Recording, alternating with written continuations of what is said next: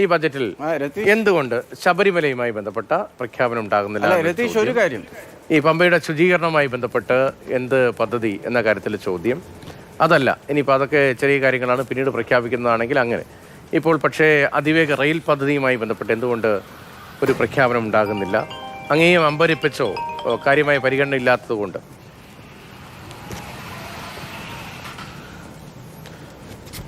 അത് അങ്ങയുടെ ചോദ്യം തന്നെ തെറ്റാണ്. കാര്യമായ പരിഗണന ഇല്ലാത്തതുകൊണ്ട് അങ്ങയെ അമ്പരിപ്പിച്ചോ? ആ ചോദ്യം തെറ്റാണല്ലോ. കാര്യമായ പരിഗണന ഇല്ല എന്ന് നിങ്ങൾ ആ ബഡ്ജറ്റ് ഒന്ന് കൃത്യമായി വായിച്ചു നോക്കൂ. നിങ്ങൾ എന്താണ് പറയാൻ ആഗ്രഹിക്കുന്നത്? അല്ലെങ്കിൽ ഇടതുപക്ഷത്തിൻ്റെ വിഭാഗവും ഒരു പരിധിവരെ മാധ്യമ പ്രവർത്തകരും കാർഡിറക്കുന്നത് എന്തടിസ്ഥാനത്തിലാണ്? കേരളത്തിന് നിരാശ. എന്താ കേരളത്തിന് നിരാശ എന്ന് പറയപ്പെടുന്നത്? ഇതിൻ്റെ രാഷ്ട്രീയത്തിനപ്പുറത്ത് ഞാനൊരു കാര്യം ചോദിച്ചോട്ടെ. നിങ്ങൾ എന്താ ഉദ്ദേശിക്കുന്നത്? ഒരു ഭാരതത്തിൻ്റെ ഒരു ദേശീയമായിട്ടുള്ള ബഡ്ജറ്റ് അവതരിപ്പിക്കുന്ന സമയത്ത് ഈ ബഹുമാനിയായിട്ടുള്ള ധനമന്ത്രി ഓരോ വരികളും അവതരിപ്പിക്കുമ്പോൾ ഇത് കേരളത്തിന് എന്ന് പറയണമെന്നായിരുന്നോ നിങ്ങൾ ആഗ്രഹിച്ചത്? അത് കേരളത്തിൻ്റെതായിട്ടുള്ള ഒരു ബഡ്ജറ്റ് കേന്ദ്രമന്ത്രി അവതരിപ്പിക്കണമെന്നാണോ നിങ്ങൾ ആഗ്രഹിക്കുന്നത്? അതാണോ നിങ്ങൾ ഉദ്ദേശിക്കുന്നതിൻ്റെ കൃത്യത? അത് തെറ്റല്ലേ? കേരളത്തിനകത്ത് ഈ ബഡ്ജറ്റ് പരത്തി വായിക്കുന്ന സമയത്ത് രാജ്യത്തിന്റെ മുഴുവൻ ബജറ്റായി തന്നെ ഇപ്പോൾ ബീഹാറിൽ നിയമസഭാ തെരഞ്ഞെടുപ്പ് നടക്കുന്നു. ഇപ്പോഴത്തെ കേന്ദ്ര സർക്കാരിന് ബീഹാറിൽ നിന്നുള്ള പ്രധാനപ്പെട്ട കക്ഷിയുടെ പിന്തുണ അനിവാര്യമാണ്. ആന്ധ്രയിൽ നിന്നുള്ള പ്രധാനപ്പെട്ട കക്ഷിയുടെ പിന്തുണ അനിവാര്യമാണ്. ബീഹാറിലും ആന്ധ്രയിലും തിരഞ്ഞെടുപ്പ് നടക്കുകയാണ്. രണ്ടിടത്തും പ്രത്യേക പാക്കേജ് വന്നു, പ്രത്യേകമായ പ്രഖ്യാപനങ്ങളുണ്ടായി. ഇപ്പോൾ സ്വാഭാവികമല്ലേ അങ്ങനെ സംസാരിക്കുന്നത്? ഇപ്പോൾ കേന്ദ്രമന്ത്രി പറയല്ലേ എയിംസ് വരുന്നു, അത് ആലപ്പുഴ ആയിരിക്കും. ഇനി ആലപ്പുഴ അല്ലെങ്കിൽ തൃശ്ശൂർ ആയിക്കോട്ടെ, കുഴപ്പമില്ല. ശബരിമലയും ബന്ധപ്പെട്ട രാഷ്ട്രീയ വിമർശനങ്ങൾ നിൽക്കുന്നു. എന്ത് പദ്ധതി അനൗൺസ് ചെയ്തു? അല്ല, അതിവേഗ റെയിലുമായി ബന്ധപ്പെട്ട് ഇപ്പോഴിതാ ശ്രീധരൻ പരസ്യമായ പ്രഖ്യാപനം നടന്നു. ഇത് സർക്കാരിന്റെ പദ്ധതിയിൽ നിന്ന് വ്യത്യസ്തമായി കേന്ദ്രം പുതിയ പദ്ധതി വയ്ക്കുന്നു. ഒരു പ്രഖ്യാപനമുണ്ട്, അതുകൊണ്ടുള്ള സ്വാഭാവികമായ ചോദ്യമാണ്. സ്വാഭാവികമായ ചോദ്യമല്ല, ഇതൊരു അജണ്ടിക്കലായിട്ടുള്ള ചോദ്യമാണ്. ഞാൻ പക്ഷേ സ്വാഭാവികമായ ഉത്തരം ജനങ്ങൾക്ക് മനസ്സിലാവുന്ന ഭാഷയിൽ കൃത്യമായി പറഞ്ഞു തരാം. സ്വാഭാവികമായ മറുപടി പറയൂ. അങ്ങനെ അജണ്ട പറ്റുള്ള ചോദ്യങ്ങളൊന്നുമില്ല, വളരെ സ്വാഭാവികമായ ചോദ്യമാണ്. ആ സ്വാഭാവികമായ ചോദ്യത്തിന് അങ്ങ് സ്വാഭാവികമായി മറുപടി പറഞ്ഞാൽ അത് കേൾക്കാൻ വളരെ രസമായിരിക്കും. അങ്ങ് പറയും. ഒന്ന് പറഞ്ഞോട്ടെ ഇനി.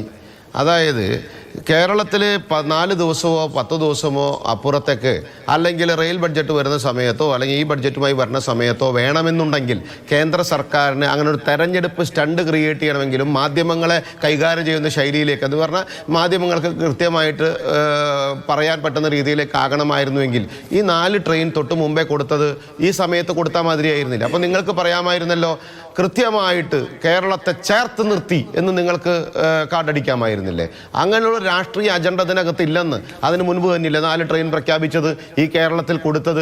അപ്പോൾ സ്വാഭാവികമായിട്ട് BJPയെ സംബന്ധിച്ചിടത്തോളം അല്ലെങ്കിൽ കേന്ദ്ര സർക്കാരിനെ സംബന്ധിച്ചിടത്തോളം BJP നേതൃത്വം നൽകുന്ന സർക്കാരിനെ സംബന്ധിച്ചിടത്തോളം ഭാരതത്തെ 2047 ആകുന്ന സമയത്താവുമ്പോഴേക്കും വികസിത ഭാരത് എന്ന് പറയപ്പെടുന്ന സങ്കല്പത്തെ പരിപൂർത്തീകരിക്കുക എന്ന് പറയപ്പെടുന്ന നിലപാടാണ്. നേരത്തെ ഇവിടെ പറഞ്ഞ പാനലിസ്റ്റുകൾ വളരെ കൃത്യമായി പറഞ്ഞു, 1.9-ൽ നിന്ന് 2.838 മാറുന്ന സമയത്ത് കിട്ടുന്ന സംഖ്യയുടെ വ്യത്യാസം അടക്കം പറയുന്ന സമയത്ത് നിങ്ങൾക്ക് കേരളം എന്ന പേര് ഓരോ കാര്യത്തിനും ചേർത്ത് പിടിച്ചില്ല എന്നുള്ളതിൻ്റെ പേരിൽ പറയുകയല്ല വേണ്ടത്. നോക്കൂ, കേരളത്തിലെ 14 വനിതാ ഹോസ്റ്റലുകൾ, അതുപോലെ തന്നെ ആയുർവേദ മരുന്നുകളുടെ സംവിധാനങ്ങൾ ഏർപ്പെടുത്തുന്ന കാര്യം, നാളികേര വികസനവുമായി ബന്ധപ്പെട്ട കാര്യം, കശുവണ്ടി വികസനവുമായി ബന്ധപ്പെട്ട കാര്യം, തീരദേശ ടൂറിസവുമായി ബന്ധപ്പെട്ട കാര്യം, ഹെറിറ്റേജ് ടൂറിസവുമായി ബന്ധപ്പെട്ട കാര്യം, 10,000 കോടി രൂപ അല്ല ഈ ആയുർവേദ കേരളത്തിന് കിട്ടില്ല എന്ന് പ്രഖ്യാപിച്ചിട്ടുണ്ടോ? കേരളത്തിന് കിട്ടില്ല എന്ന് പ്രഖ്യാപിച്ചിട്ടുണ്ടോ? സാർ ഞാൻ ചോദിച്ചോട്ടെ, കേരളത്തിന് കിട്ടില്ല എന്ന് പറഞ്ഞിട്ടുണ്ടോ? കേരളത്തിന് കിട്ടില്ല എന്ന് പറഞ്ഞിട്ടുണ്ടോ? നിങ്ങൾ എങ്ങനെയാണ് കേരളത്തിനെ ഉൾപ്പെടുത്തിയിട്ടില്ല എന്നും കേരളത്തിൽ അങ്ങനെയല്ലല്ലോ. ഇന്ന് അവതരിപ്പിച്ച ബഡ്ജറ്റിനകത്ത് പ്രഖ്യാപിച്ച ഓരോ പദ്ധതികൾ പറയുന്ന സമയത്ത് ജലാശയമായിക്കോട്ടെ, ജലാശയ പദ്ധതി വരുന്ന വാട്ടർവേസ് വരുന്ന സമയത്ത് കേരളത്തിന് കൃത്യമായിട്ടുള്ള ഗുണം ഉണ്ടാവില്ലേ? 10,000 കോടി രൂപ MSME പദ്ധതിക്ക് കൊടുക്കുന്ന സമയത്ത് അതിനകത്ത് കേരളം ഉൾപ്പെടില്ലേ സാർ? അപ്പോൾ സ്ത്രീ ശാക്തീകരണവുമായി ബന്ധപ്പെട്ട നിരവധി പദ്ധതികൾ പെടുമ്പോൾ അതിനകത്ത് കേരളം പെടില്ലേ സാർ? ആ കേരളം മാത്രം മാറ്റി നിർത്തിക്കൊണ്ട് ഇന്ത്യക്ക് മറ്റ് സംസ്ഥാനങ്ങളിലൊക്കെ ഒരു ബഡ്ജറ്റും കേരളത്തിന് പ്രത്യേക തരമായിട്ടൊരു ബഡ്ജറ്റ്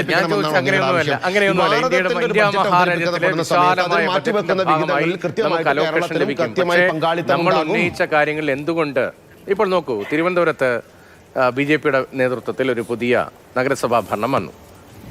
അവിടെ ഒരു പ്രധാനപ്പെട്ട പദ്ധതി അനൗൺസ് ചെയ്യുമെന്ന് പ്രതീക്ഷിക്കപ്പെടുന്നു. അത് ചിലപ്പോൾ അടുത്ത ദിവസം ഉണ്ടായേക്കാം. ബജറ്റിന് പുറത്തും അത് അനൗൺസ് ചെയ്യാം, കുഴപ്പമില്ല. എയിംസ് വരുന്നു, അതും ബജറ്റിന് പുറത്ത് അനൗൺസ് ചെയ്യാം.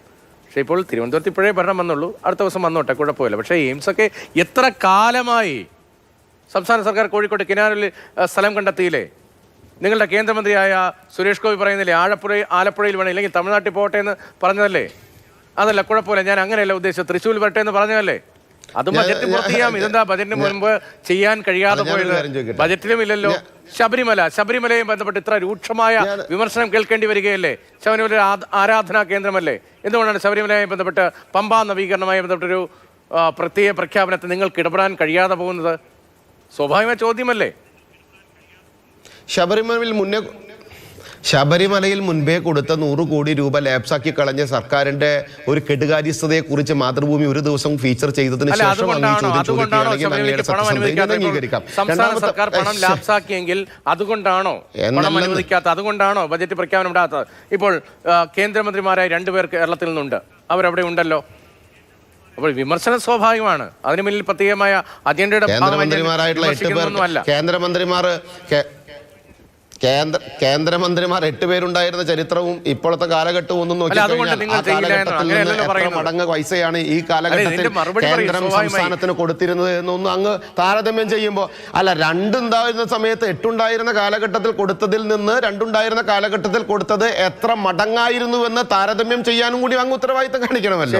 ഞാൻ ചോദിച്ചോട്ടെ, കിനാലൂരിന്റെ സ്ഥലത്ത് വ്യവസായ വകുപ്പിന്റെ സ്ഥലം കൊടുത്ത സമയത്ത്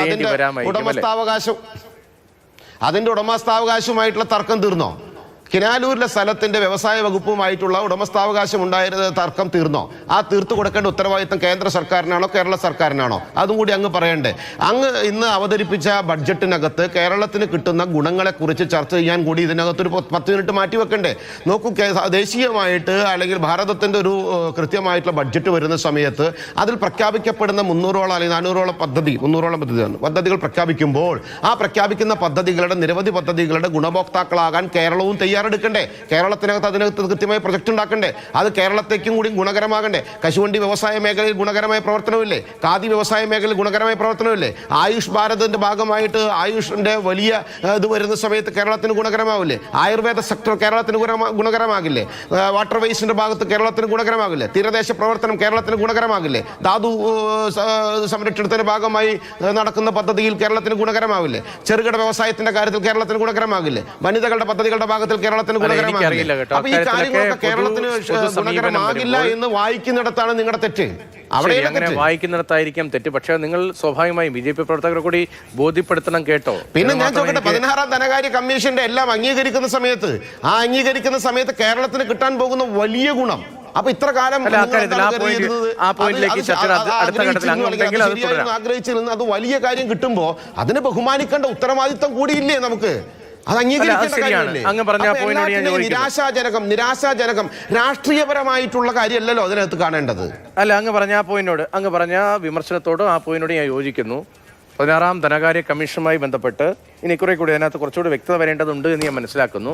സംസ്ഥാനം ആവശ്യപ്പെട്ടിരുന്നു, അത്രയും ഇല്ലെങ്കിലും വിഹിതത്തിൽ വർധനവുണ്ട് എന്ന നിലയിൽ തന്നെയാണ് വിവരങ്ങൾ വരുന്നത്. നേരത്തെ ശ്രീ ആദികേശവൻ അക്കാര്യം വിശദീകരിച്ചതാണ്. അങ്ങനെയെങ്കിൽ അടുത്ത 5 വർഷം കേരളത്തെ സംബന്ധിച്ച് കേന്ദ്ര സർക്കാരിൻ്റെ ഭാഗത്ത് പ്രത്യേകമായി പരിഗണന എന്നതിന് അപ്പുറത്തേക്ക് കേന്ദ്ര സർക്കാരിൻ്റെ ഭാഗത്തുനിന്ന് ഒരു കൂടുതൽ പരിരക്ഷ ഉണ്ടാകുന്നു എന്ന് കൂടി നമുക്ക് വായിക്കേണ്ടി വരും. അങ്ങനെയാണെങ്കിൽ അക്കാര്യത്തിൽ കുറച്ചുകൂടി വ്യക്തത ഡൽഹി ബ്യൂറോയിൽ നിന്ന് ഉണ്ടാകും എന്ന് കൂടി വിചാരിക്കുന്നു.